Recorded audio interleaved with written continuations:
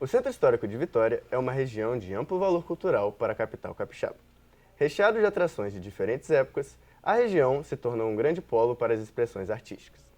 Porém, ultimamente, vem sofrendo com grandes problemas. Hoje, entrevistamos a professora de Sociologia Urbana da UFES, Manuela Blanc, e também moradora do Centro de Vitória. Olá, Manuela, obrigado por estar aqui conosco hoje. Bem, sabemos que o centro é uma região recheada de cultura, mas que já não é tão valorizada quanto antes. Você poderia nos dar uma breve contextualização histórica sobre a região? O Centro de Vitória, ele documenta processos que são globais, né, e que tem muito a ver também com o interesse do mercado imobiliário em torno das cidades. Então, foi o núcleo originário de ocupação urbana da cidade, e aí vai passar por um longo período em que é o grande centralizador dos investimentos públicos e privados na capital de Vitória, na capital do estado do Espírito Santo, até que a necessidade de expansão da cidade também vai implicar num redirecionamento desses investimentos, né, que é o que a gente vai acompanhar aqui em Vitória, em direção à área leste da cidade. Então, foram uma sucessão de projetos que produziram um novo território, inclusive, né? Vitória sendo originalmente um arquipélago, mas que vai sendo aterrada, vai sendo dragada para as áreas de mangue se tornarem habitáveis. E aí a especulação também se redireciona. A gente tem que reconhecer que essa região ela também vai ficando de alguma forma ultrapassada no que diz respeito à infraestrutura propriamente dita, mas o grande impacto que o centro vai sofrer tem muita relação com essa nova centralidade, né? Ou com essas novas centralidades que vão surgir nos bairros nobres, né? Os novos bairros ditos nobres, digamos assim. Então, descentralizadora de recursos, a região do centro passa a ser uma região que popularmente chamada abandonada, né? Perfeito. E com essa questão de centralização de novos recursos para novas áreas, um dos grandes problemas que vem surgindo são os prédios abandonados e completamente vazios na região, que inclusive seriam muito úteis para acabar com o déficit habitacional da capital. E o que você acha que poderia ser revisto nessa questão? Existe um conjunto de iniciativas possíveis de serem tomadas para incentivar a reabilitação desses imóveis e o seu direcionamento para o exercício da sua função social, né? Então, houve um processo de verticalização da área central, muitos desses imóveis foram utilizados durante algum tempo, mas logo depois não foram requalificados ou reabilitados de forma satisfatória, né, para que permaneçam sendo utilizados, seja como residência, seja como prédios comerciais. E na ausência de uma política de direcionamento do uso desses espaços, eles seguem abandonados. Então, a gente vem enfrentando problemas constantes ali no centro que dizem respeito a prédios que permanecem vazios, em determinadas situações, fachadas que acabam caindo, acabam provocando acidentes. E teria uma certa ideia da quantidade de prédios que tem? Olha, a Associação de Moradores do Centro de Vitória e as demais associações que atuam na região, né, pensando para além da região administrativa do bairro, eles fazem um acompanhamento contínuo dos imóveis que estão em desuso. Se eu não me engano, a última pesquisa chegou no número de 130, então são muitos prédios abandonados, né?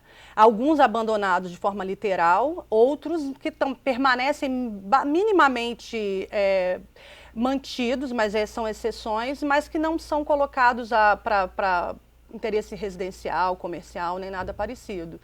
Poderia se pensar, por exemplo, em IPTU progressivo, que é um estímulo para que os donos dos imóveis reabilitem. Utilize, né? Exatamente. Assim como é possível fazer política habitacional naquela região, né? O déficit habitacional em Vitória é bem grande, é bem alto, são muitas famílias sem moradia e sem acesso a espaços adequados de moradia. Então, alguns desses imóveis eles poderiam ser reabilitados com apoio, inclusive, do próprio Estado. E é possível ver isso, inclusive, na própria região, né, com as praças e parques muito ocupados por diversas pessoas em situação de rua, né? Exatamente. E tudo mais. Exatamente. Perfeito. E partindo agora para essa parte mais cultural, ultimamente nós percebemos um certo descaso com as movimentações de rua, sejam as festas populares ou a própria ocupação dos espaços. O que você acha que pode melhorar nesse quesito? Ali nós temos uma região muito dinâmica, né? E graças, sobretudo, à organização comunitária, muitos empreendedores culturais, coletivos ou individuais que estão sempre promovendo a dinamização daquele espaço. Mas quando a gente vai olhar para o suporte que esses eventos possuem, ele é muito precário, né? Então, o centro ele já foi endereço de grandes eventos, eventos que às vezes contam, por exemplo, com um apoio do governo do estado, o próprio Viradão, algumas outras iniciativas menores, mas o Carnaval, que novamente, né, provou que superou a situação de crise sanitária. Mas aí, quando a gente vai olhar, por exemplo, para o suporte básico para a existência desses eventos, como, por exemplo, uma limpeza pública adequada, a lavagem das ruas entre um dia de evento e outro, a presença de banheiros, não apenas banheiros químicos, né, mas banheiros permanentes, né? O centro de Vitória, ele concentra os principais equipamentos culturais da cidade de Vitória, a grande maioria, tanto público quanto privados. Então, é uma região que a gente observa em outras grandes cidades do mundo, que normalmente contam com banheiros públicos infraestruturados, permanentes, mas você recebe turista, então esse turista ele tem que ter condição de permanecer naquele lugar, caminhar, sem necessariamente depender de estabelecimentos comerciais para isso. E aí o que a gente vai encontrar nesses eventos itinerantes é um descaso real, assim, né, com a possibilidade de execução dos eventos em sua capacidade plena. Em si, né? Exato, desde infraestrutura de som, né, que poderia contar com o apoio da prefeitura, até uma infraestrutura para banheiro, para segurança, para limpeza pública, que também é uma responsabilidade do governo municipal e que vem sendo negligenciada. O que provoca conflitos tanto entre moradores e usuários do bairro, né, a galera que vai para a festa, quanto entre os atores políticos, comunitários ou poder público formal, né? E aí o que a gente percebe também é que há muito pouca boa vontade, de fato, tornar essas iniciativas adequadas, né? E aí sempre a insistência em outras alternativas de políticas que prejudicam porque, na verdade, contrariam o uso do espaço público urbano. Então, por exemplo, a gente tem projetos de lei que propõem o fechamento dos bares às 11 da noite. A gente tem projeto da prefeitura que visa redirecionar essas festas para outras áreas da cidade, quando elas tradicionalmente, elas organicamente acontecem ali, né? Então, são os moradores do bairro, os empreendedores culturais que organizam um bloco de carnaval, então não faz sentido que esse bloco de carnaval aconteça em outra área da cidade, né? Então, assim, são interesses em divergência. E, de um modo geral, a população tem sido muito resistente, vide os sucessos das festas, mas, ao mesmo tempo, o poder público vem agindo de forma persistente, quase que como um boicote, né? Porque aí, se você não limpa a cidade, é natural que os moradores reclamem que está suja, né? Perfeito. E ainda nesse âmbito cultural, tratando-se desses investimentos na questão mais artística mesmo e dos próprios artistas de ter um investimento e tudo mais, o que você acha que pode ser revisto para que os artistas do Espírito Santo podem se tornar cada vez mais nacionais e mais conhecidos e que o Estado se torne menos uma bolha, assim? Desafio. É importante a popularização do acesso aos editais públicos para a cultura, né, para que os artistas periféricos também tenham a possibilidade de acessar esses editais e acessar essa verba. O que envolve também uma maior acessibilidade do próprio processo, seja de submissão, seja de prestação de contas, né, que ainda acaba sendo muito restrito para um conjunto particular de produtores culturais. Perfeito. E tratando agora de uma questão mais palpável e visível, você como moradora, apesar de todos os problemas, vê possíveis andamentos nessas questões do cuidado com o patrimônio e outras coisas na região? As iniciativas patrimoniais, elas vêm acontecendo de alguma forma desde a década de 90, né? Então, iniciativas que visam a requalificação das fachadas. E aí a gente tem os principais equipamentos históricos, né? O patrimônio histórico está todo concentrado nessa região, que foi a principal região até o início do século XX. A cidade basicamente se resumia ao que a gente chama de região do centro de Vitória hoje, que vai para além do bairro centro, né?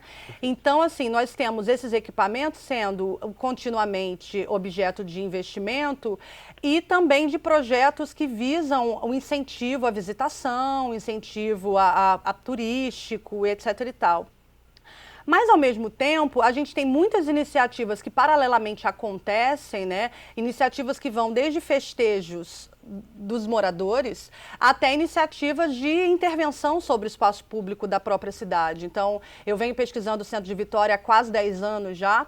Então, eu acompanhei, por exemplo, projetos para recolhimento dos dejetos dos animais domésticos nas ruas. Então, os próprios moradores fizeram algumas... próprias, né? Exatamente. Oficina para fazer um compartimento para colocar o saquinho de plástico. Os moradores iam lá e deixavam saquinhos plásticos para incentivar os donos de pet a usar o saquinho para recolher os dejetos dos animais. Assim como diferentes outras iniciativas, né? A tentativa de criação de um corredor cultural. Então, o centro é uma região da cidade que atrai muitos investidores, né? Nesse sentido, então, a gente tem uma concentração de ateliês de arte, nós temos hostels ali que também visam promover a dinamização do bairro. Mas, ao mesmo tempo, outros entraves surgem a partir daí. Então, o que eu venho observando, né? Há uma diferenciação na possibilidade de sobrevivência, por exemplo, entre estabelecimentos comerciais que oferecem sociabilidade e lazer noturno, que têm condição básica de infraestruturar seus imóveis para que não haja emissão de ruídos na cidade. E aí a gente observa como esses estabelecimentos, eles conseguem ter uma perenidade porque eles não têm conflito com os moradores, né? Não tem multa, por exemplo, não recebem multa da prefeitura. E, por outro lado, a gente vê, passeando pela cidade de Vitória de uma forma geral, como vários bairros são ocupados, não é só o centro, né? As pessoas, os bares colocam as mesas nas calçadas, as pessoas sentam nas calçadas e tomam sua cerveja, almoçam. E no centro da cidade, o que a gente observou nesses últimos anos é como que os estabelecimentos comerciais vinham sendo multados com relativa frequência. Desencorajados, né? Não, multados porque usam o espaço das calçadas para colocar suas mesas. Ou são multados porque a festa que acontece no hostel incomoda o morador, mesmo que a festa acabe relativamente cedo. Então, assim, há toda uma forma de gestão desse espaço público que vem demonstrando ser mais repressiva do que em outras áreas da cidade. Nós temos, por exemplo, a Zilda, né, que é um bar tradicional da cidade de Vitória, que tem toda uma importância tanto para o movimento negro quanto outras práticas de resistência. Assim, é um espaço também político naquele lugar e de promoção da cultura do samba. Excelente samba. Né? De excelente qualidade e que vira e mexe também passa por situações complicadas, né? Ou questionamento do alvará, ou alguém chegou e tentou fechar, ou alguém denunciou o barulho, etc. e tal. Esses empreendedores sendo multados, a gente tem que lembrar que a gente não está falando de uma grande rede de bares ou uma grande boate, né, com prospecção nacional. Nós estamos falando de estabelecimentos de lazer que vivem de uma forma mais orgânica, né?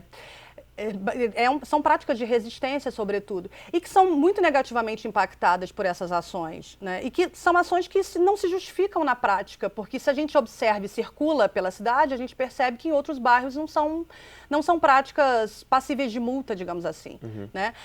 Eu mencionei a tentativa de legislação municipal para restrição do funcionamento dos bares às 11 da noite, e aí essa legislação ela foi testada no centro, se eu não me engano, em 2017, eu não vou saber dizer com precisão. E aí foi implementada via de teste e foi muito interessante como a própria população ritualizou, né, o enterro da Rua 7 de Setembro, que é uma das ruas mais importantes do centro da cidade no que se refere à mancha de sociabilidade e lazer. Exatamente. E aí os moradores, já que os bares não podem deixar as cadeiras nas ruas, os moradores desceram com as suas cadeiras de praia, colocaram na rua e houve uma encenação da morte da Rua 7 com direito a caixão, né? E algumas das personalidades do samba e também artísticas que estão ali naquela região fazendo o velório, né? O funeral da rua. Então, assim, você percebe que existe uma mobilização comunitária que é muito ativa, muito capaz de produzir coisas ali pelo bairro, né? De fato, dinamizar esse bairro que tem vida, então não há necessidade de se falar em revitalização, mas que poderia ser melhor administrado, poderia ser melhor apoiado, né? Bem, professor, eu te agradeço novamente pela presença conosco para discutir esse tema que é de ampla importância para a nossa cidade, deve ser mais discutido. E este foi o Reverso UFES. A próxima edição você acompanha na semana que vem.